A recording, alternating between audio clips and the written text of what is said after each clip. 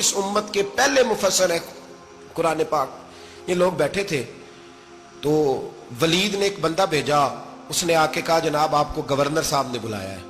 تو عبداللہ بن زبیر کہنے لگے حسین اس وقت بلانے کی بات سمجھ میں نہیں آئی۔ تو امام حسین بڑے بصیرت والے تھے، اللہ نے بصیرت دی تھی، کہنے لگے عبداللہ آپ کو سمجھ نہیں آئی، مجھے سمجھ آ گئی ہے، امیر معاویہ وصال کر گئے اور یہ ہمیں جو بلایا گیا ہے نا یہ یزید کی بیعت کے لیے بلایا گیا ہے۔ تو کہا پھر آپ آدھی رات کو نہ جائیں، آپ کے لیے خطرہ ہوگا۔ تو امام حسین فرمانے لگے خطرہ حسین کو نہیں ہوتا، نہیں کہا پھر بھی آپ مہربانی کریں ذرا احتیاط سے جائیں۔ تو جناب عبداللہ ابن زبیر نے، عبداللہ ابن عباس نے 14 بندے نیزے دے کے تلواریں دے کے امام حسین کے ساتھ بھیجے اور کہا کہ امام حسین اگر اس نے کوئی غلط ملت بات کی نا زبردستی بیعت کرنے کا کہا تو آپ بس کوئی ایک بات اونچی آواز میں کر دینا، یہ سپاہی پیچھے آ جائیں گے۔ امام حسین ان 14 بندوں کو لے کے گورنر ہاؤس پہنچ گئے۔ جب آپ وہاں پہنچے اس نے بتایا، اس نے کہا جی حضرت امیر معاویہ انتقال کر گئے اور آپ نے یزید کی بیعت کرنی ہے۔ تو امام حسین فرمانے لگے میں چھپ کے بیعت نہیں کروں گا، مجمع لگاؤ، جمعے والے دن اعلان کرو، جو طریقہ ہے حضرت ابوبکر صدیق کا، جو طریقہ ہے حضرت عمر فاروق کا، جو انداز حضرت عثمان غنی کا ہے، جو مولا علی کا ہے، سر عام اعلان کرو، اگر ساری دنیا یزید کی بیعت کرے گی تو میں بھی تیار ہوں۔ تم مجھ سے بیعت لے کے پھر لوگوں کو بتانا چاہتے ہو کہ حسین بیعت ہو کر رہے ہیں تو تم کیوں نہیں کر رہے؟ میں عام آدمی نہیں ہوں لہذا چھپ کے بیعت نہیں کرتا۔ جب یہ بات کی نا تو ولید بڑا نرم دل تھا اور امام حسین کی شان کو جانتا تھا، وہ جانتا تھا یہ نبی پاک کا خاندان ہے۔ اس نے کہا جی مجھے تو حکم تھا، باقی آپ حضور کے نواز ہیں، میں کر کچھ۔ وہاں ایک بڑا بدبخت شخص بیٹھا تھا عبد الملک بن مروان، وہ ولید سے کہنے لگا کہ اگر حسین آج تمہارے ہاتھ سے نکل گئے تو تمہارے لیے بہت بڑا مسئلہ کھڑا ہو جائے، انہیں جانے نہ دینا، یا بیعت کراؤ یا ان سے کہو جنگ کے لیے تیار ہو۔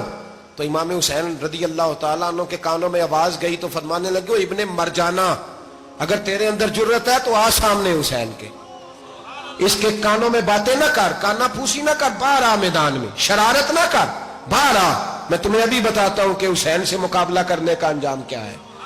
یہ کہہ کہ امام حسین باہر نکلے، اپنے بھائی محمد بن انفیہ کو بلایا، عبداللہ بن زبیر، عبداللہ ابن عباس، ڈھیر سارے لوگ اکٹھے ہو گئے، فرمایا یہ معاملہ ہے اب کیا کرنا ہے؟ تو وہ کہنے لگے حضور وقت ابھی مناسب نہیں ہے، آپ اس طرح کریں یہاں رکیں، ہم مکے سے، عراق سے، کوفے سے لوگوں کو بلاتے ہیں، یہاں ایک بڑی مجلس مشاورت قائم کرتے ہیں۔ امام حسین فرمانے لگے اگر تم مشاورت قائم کرو گے تو ولید اور عبد الملک بن مروان وہ تو جنگ کرنے کو تیار ہے، اور نبی پاک نے فرمایا ایک مینڈا ہوگا جس کی وجہ سے مدینے کی گلیوں میں لہو بہے گا۔ فرمانے لگے میں وہ بکرا، وہ مینڈا نہیں بننا چاہتا۔ کہا پھر آپ کیا کریں گے؟ تو امام حسین رو پڑے، فرمانے لگے میں مدینہ چھوڑ جاؤں گا لیکن مدینے کی حرمت پامال نہیں ہونے دوں گا۔ امام علی مقام آدھی رات کے وقت نکلے، سیدہ فاطمہ کا دروازہ ایک اس دن تھا جس دن حضرت مولا علی کوفے چلے گئے تھے، اور دوبارہ آج تالا لگا جب امام حسین نکلے۔ آپ جنت البقیع کے پیچھے کھڑے ہو کے حضور کا روضہ دیکھنے لگے، اس وقت گنبد تو نہیں ہوتا تھا، روضہ دیکھنے لگے۔ نانا تیرے کرم کے خزینے کی خیر ہو، میں جا رہا ہوں تیرے مدینے کی خیر ہو۔ سارا خاندان لے گئے، مکے تشریف لے گئے، حج کے ایام قریب آنے والے تھے۔ امام حسین نے وہاں لوگوں سے باتیں کی۔ جب امام حسین وہاں پہنچے تو کوفے سے خط آنے لگے۔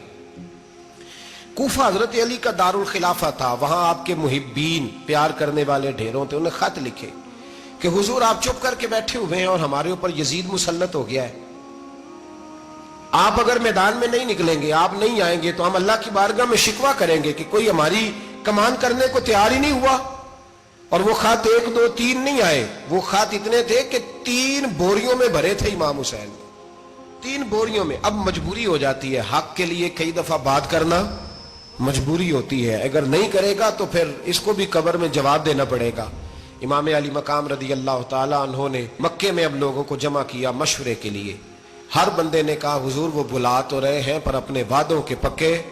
کہا حضور وہ پکے نہیں، آپ نہ جائیں۔ ہر بندے نے کہا حالات ٹھیک نہیں، حالات گراؤنڈ ریالٹی صحیح نہیں، یہی مشورہ آج بھی ہر بندہ دیتا ہے، ابھی حالات نہیں۔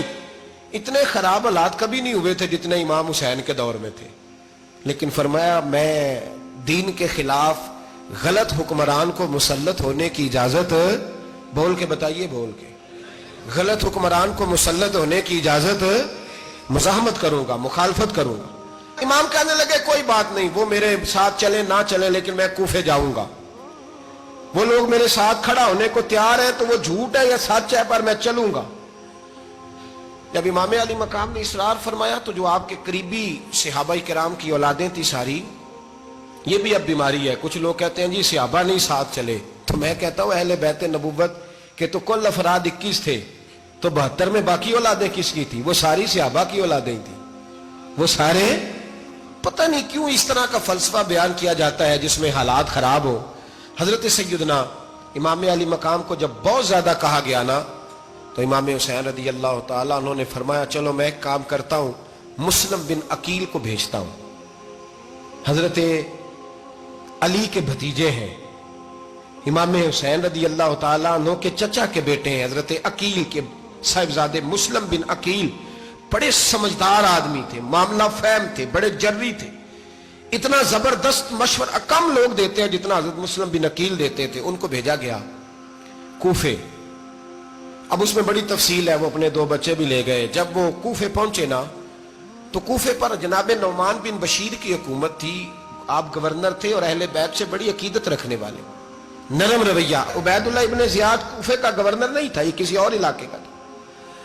جب آپ وہاں پہنچے تو نعمان بن بشیر نے دیکھا کہ حضرت مسلم بن عقیل آئے ہیں تو لوگ دوڑے ان کی بیعت کرنے، بھاگے، اتنے لوگ جمع ہوئے کہ ایک دن میں 17,000 آدمی نے بیعت کر لی۔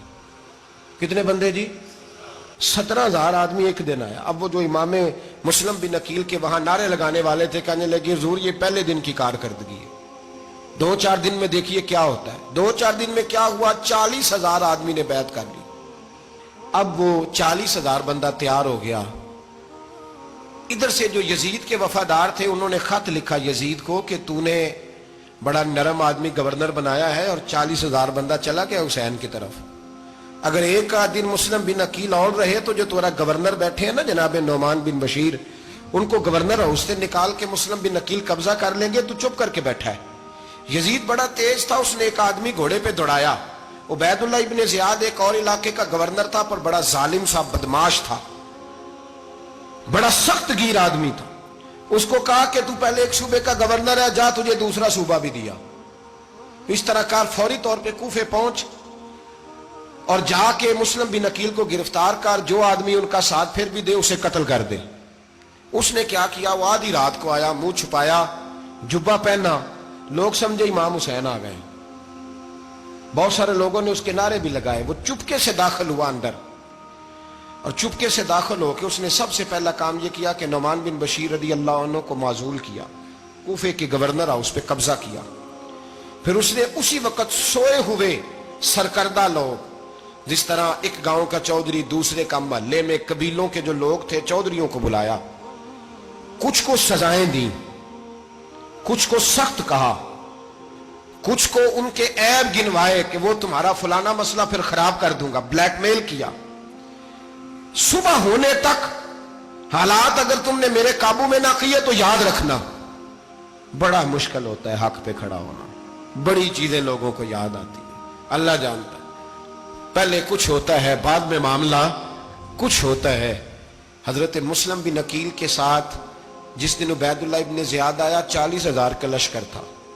اگلے دن صبح ہوئی، اگلے دن تو یہ حال ہو گیا کہ آپ جب کوفے کی جامع مسجد میں زور کی نماز کے لیے گئے تو 5-7 ہزار آدمی نماز پڑھنے آیا، اور جب مغرب کا وقت آیا تو لوگوں نے چند ہزار لوگ رہ گئے، نماز کی نیت باندھی۔ توجہ کرنا میری بات پہ، ایک مسئلہ بھی سمجھ میں آئے گا۔ لوگوں نے نماز کی نیت باندھی تو حضرت مسلم بن عقیل امامت کر رہے ہیں، ہاتھ باندھے ہوئے ہیں، تو بہت سارے لوگوں نے پیچھے ہاتھ چھوڑ دیے۔ ایک بندے نے دوسرے سے پوچھا وہ ہاتھ کیوں نہیں باندھتے؟ کہنے لگے اگر عبید اللہ ابن زیاد کے کسی بندے نے دیکھ لیا نا تو ہم اسے کہیں گے ہم تو نماز پڑھ ہی نہیں رہے تھے، ویسے ہی کھڑے تھے، ہاتھ ہی نہیں باندھے سرے سے۔ جب نماز کی امامت باندھی تو 10-11 صفیں تھیں۔ جب مسلم بن عقیل رضی اللہ تعالیٰ عنہ نے سلام پھیرا تو پیچھے بندہ ہی کوئی نہیں تھا۔ حضرت مسلم بن عقیل کو گرفتار کیا گیا۔ عرب کا رواج تھا دشمن کو سخت سزا دیں تاکہ باعث عبرت بنے۔ بہت اونچا مینار تھا کوفے کا، گورنر ہاؤس کا، اوپر لے جا کے جناب مسلم بن عقیل کو زمین پہ گرایا گیا، اور جب وہ شہید ہو گئے تو شہید ہونے سے ایک رات پہلے وہ خط لکھ چکے تھے امام حسین کو کہ آپ آ جائیں، حالات بڑے اچھے. خط ملا تو امام حسین مکے سے کوفے کی جانب چل پڑے. امام علی مقام رضی اللہ تعالیٰ عنہ جب چل پڑے، تشریف لا رہے تھے تو رستے میں فرزق شاعر ملا، بڑا محب اہل بیت تھا. رستے میں ملاقات ہوئی. اللہ اکبر. حضرت مسلم بن عقیل جب گرایا شہید ہو گئے تو پھر اس نے اس طرح کیا کہ آپ کی لاش کو لٹکا دیا چوک میں. لوگ دیکھتے تھے تو عورتیں بچوں کہتی تھی تو نے باہر نہیں نکلنا، ہم نے نہیں امام حسین کے ساتھ چلنا، بس بڑا خوف ہے، کوئی بندہ نہ باہر نکلے، کوئی نہیں ضرورت، ہمیں حالات بہتر ہوگی تو دیکھی جائے. آج کتنے لوگ ہیں، کتنی دیگیں پکی، کتنی نیازیں بٹی، کیا کچھ ہوا. آپ ناراض نہ ہونا، میں آپ میں سے ہوں، آپ مجھ سے ہیں، یہ بات آپ کی نہیں میری سب کی ہے. آج بھی اگر امام حسین کے نام پہ جان دینے کی باری آئے گی تو دیگیں رہ جائیں گی. ناراض تو نہیں ہو گئے آپ لوگ؟ فٹافٹ مائیں کہیں گی باہر نہیں جانا، بالکل پتر سانو کی لگے، سارا دن کوئی ہمارے لیے. وہ پیر صاحب تو کرتے رہتے ہیں باتیں، ان کا تو کام ہے. خبردار، ہم نے نہیں جانا. دیگیں دینے کو سارے تیار ہیں، جانے دینے کو تیار ہونا